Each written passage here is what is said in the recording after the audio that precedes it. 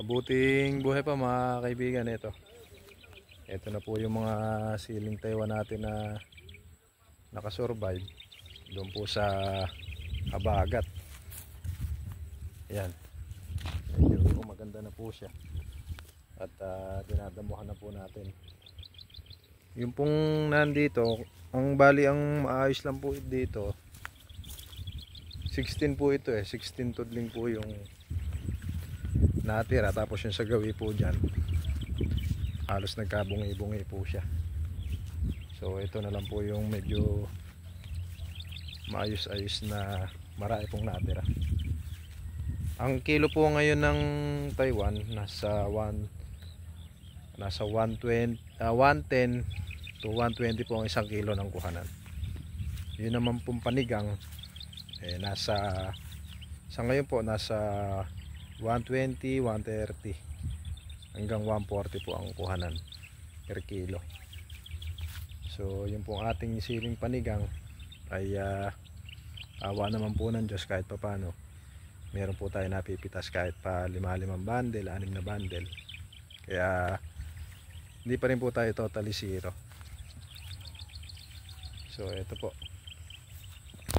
pong gawin na to, halos wala na po siya natirang sili, talagang totally namatay po siya. Ito lang po yung natira niya, yung mga gawing unahan, yun lang po ang meron sili. Yung pong gawi dyan, kagras katirin pa po natin dahil medyo madamo siya. So lilitaw po muna natin siya. Yan po. Ito po yung pitas natin sili panigang. Kaya sayang na may buti na hindi. Bali naka-6 na bundle siya. Ito po yung talong ng ating kaibigan. Napakadaming bunga. Napakaganda. Diretso po yung mga bunga niya.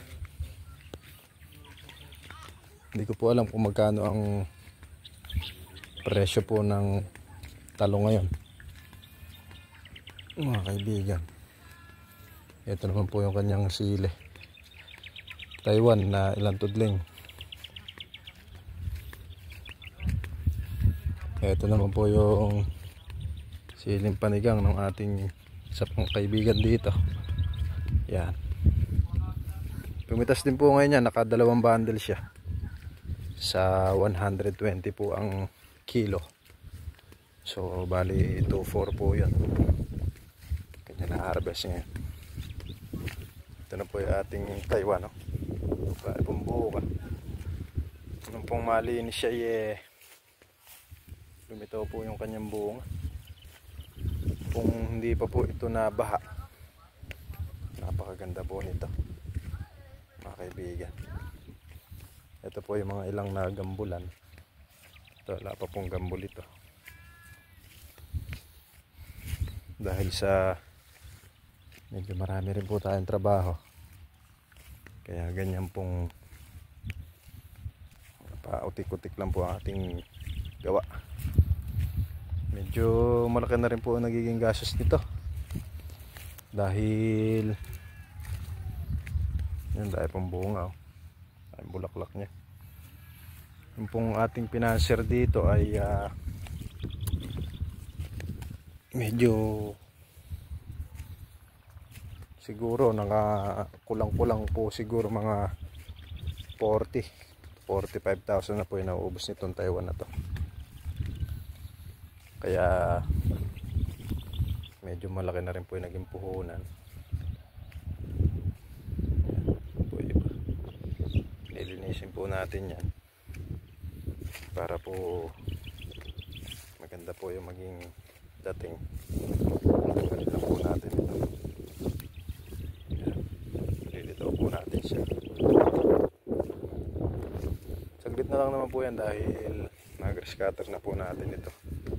Tuling po ng kalamansi, tsaka po yung pagitan niya.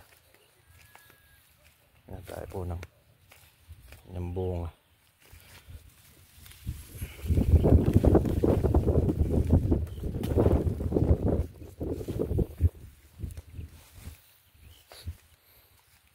Kaka-spray lang po natin dito ng pampungus. At nalagyan na rin po natin ng abono. Yun pong ating siling Taiwan na to. Diyan po sa gawi dyan, dito po yung marami namatay na portion. Ito. Dahil tapos nun po sa gawi naman doon, may mga buhay din po doon na pailan-ilang puno. So pagka nag-grass cutter po natin yun, lilitaw na rin siya. Kaya medyo matagal po ang